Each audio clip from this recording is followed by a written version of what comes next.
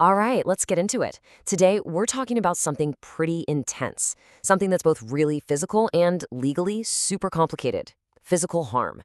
See, when the law looks at an injury, it doesn't just see a bruise or a broken bone. Nope. It sees a whole story. It sees a whole range of intentions and consequences. We're going to break down how the legal system sorts all this out using what I like to call a ladder of harm. We'll start from a simple shove and go all the way up to something that changes a life forever. Okay, so imagine this, right? A punch gets thrown. Just one punch. In that split second, what just happened in the eyes of the law? Is it just a minor thing, or did we just witness a serious, life-changing crime? Well, like with pretty much everything in law, the answer is it depends. It depends on how hard that punch was, what kind of damage it did, and maybe most importantly, what was going through the head of the person who threw it. The law gets really into the nitty-gritty of the action and the results. It's kind of obsessed with the details. So to make sense of all this, we're going to climb down this ladder of harm together. Here's what we've got on deck. We'll start with the two keys to any crime, then hit the point of no return. We'll look at life-altering injuries, a kind of hidden harm, and then temporary wounds before we get to the final rung, slight harm. Let's do it. All right, first things first. Before we can even start talking about injuries, we've got to get a handle on the two basic ingredients of any crime. I want you to think of a crime like a locked door. You can't get through it, you can't assign any blame, unless you have two very special keys. So that first key, lawyers have a fancy Latin name for it, actus reus. But all that really means is the guilty act. It's the physical part of the crime, the actual doing of the thing. It's the part a camera could see, the fist swinging, the person pushing, someone dropping something into a drink. It's the what that happened. Without a physical act, you can think all the bad thoughts you want, but you haven't committed a crime. So that's our first key, the physical one. But, having just that one key won't open the door. You need the second one too. And this one is called mens rea, another Latin one, for the guilty mind. This is all about what's going on inside your head. It's the why. Did you do it on purpose? Were you trying to hurt someone? Or maybe you were just being super reckless and didn't care what happened. Or was it a total accident? This mental key is absolutely crucial. Think about it. Bumping into someone on the street is totally different if you did it on purpose to make them fall versus if you just tripped. Same act, completely different intent. So, let's pull this all together. For the law to say, yep, that's a crime, you've got to have both keys to turn that lock. You need the actus reus, the action, what you did, and you need the mens rea, the intention, what you meant to do. You got to have both. Once you have proof of both, that you've got a crime. Now keep that two-key idea front and center in your mind, because it's the foundation for everything else we're going to talk about on our ladder of harm. Okay, we're starting at the very top of the ladder, the highest, most serious rung. We're talking about the crime of mutilation. This is where the law deals with acts that are so damaging. They're truly a point of no return for the person who's been hurt. The harm is permanent, it's fundamental. And you'll see the law gets incredibly precise here. It's not just about causing some horrible injury. To prove this specific crime, you have to show that the attacker's one and only goal, their guilty mind, or mens rea, was to take away one of the victim's reproductive organs. The physical act has to perfectly match that very specific, terrible intent. It's this perfect, awful alignment of a specific act and a specific intent that puts this crime at the very top of our ladder. Now, this is where the law makes a really powerful statement. It actually creates a special, higher category for acts that target a person's ability to have children. I mean, don't get me wrong, the law recognizes other terrible forms of intentional mutilation, like, say, cutting off an ear or a hand, but it sees them as a different and lesser crime. What does that tell us? It tells us the law views an attack on someone's ability to reproduce as a special kind of evil. It's an attack not just on them, but on their future, on a core part of what it means to be human. And if you look at the penalties, this distinction becomes crystal clear. For other kinds of intentional mutilation, the sentence can go up to 12 years. But if you specifically target a reproductive organ, 12 years is just the minimum. It can go all the way up to 40 years. That massive gap in prison time isn't just a random number. It's the law screaming that this one specific act is a more fundamental, more horrific attack on a person's life. Okay, let's step down one rung on our ladder. We're now in the category of serious physical injuries. Now, these might not fit that super specific definition of mutilation we just talked about, but they are absolutely catastrophic. We're talking about acts of violence, a beating, a wound, an assault that permanently changed someone's life forever. So, what does the law mean by serious?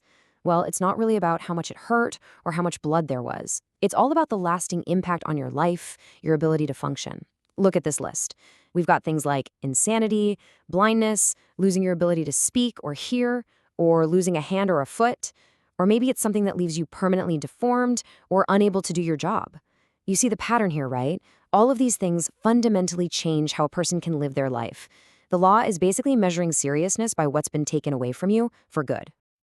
And what's really interesting is that even inside this one category, the law has its own little mini ladder. It's not like every serious injury gets the same punishment. The penalties are stacked based on just how bad the permanent loss is. For example, if you cause someone to go blind, you could be looking at up to 12 years. But if you cause the loss of a limb, it's up to 6. This just drills down on that core idea we keep seeing. The bigger the permanent damage, the bigger the punishment. Okay, the next rung on our ladder is, well, it's a really fascinating and frankly pretty chilling one. This one is different. It's not so much about the kind of injury, but about the sneaky, insidious way it was caused. We're talking about a hidden attack, an attack from the inside. This crime is all about causing those same serious injuries we just talked about, blindness, being unable to work, but the weapon is different. It's done by giving someone a harmful substance, like a poison. Now here is the absolute key, and you have to get this. The person doing it does not want to kill the victim. Their goal is to cause massive, permanent harm, but to stop right before murder. It's a cold, calculated kind of cruelty that's designed to ruin a life, not end it. And that's what makes this so unique, so insidious. The physical damage might be exactly the same as if you got beat up, but the real weapon here is deception. The attacker is often abusing trust. Slipping something in a friend's drink or tricking someone who is vulnerable into taking something they say is medicine. The law literally talks about taking advantage of someone's weakness of mind or credulity. It's an act that takes trust and twists it into a weapon. So how does the law handle this? It's actually pretty straightforward. It just looks at the final result. The prison time for poisoning someone is exactly the same as for beating them up, if the injuries are the same. So if you make someone blind with poison, you're facing the same 12 years as if you made them blind with your fists. The law is sending a super clear message here. We don't care if you used a punch or a poison. The harm is the harm, and the punishment will match. All right, let's keep moving down that ladder. We're now getting into injuries that are still a big deal. They're going to take you a while to recover from, but the law doesn't see them as permanently life-changing. We're talking about temporary wounds, but trust me, the rules for these are still really important. So, what's the magic line that separates a serious injury from a less serious one? A lot of the time, it literally comes down to the calendar. The key is time. If an injury puts you out of commission for 10 days or more, you're in this less serious category.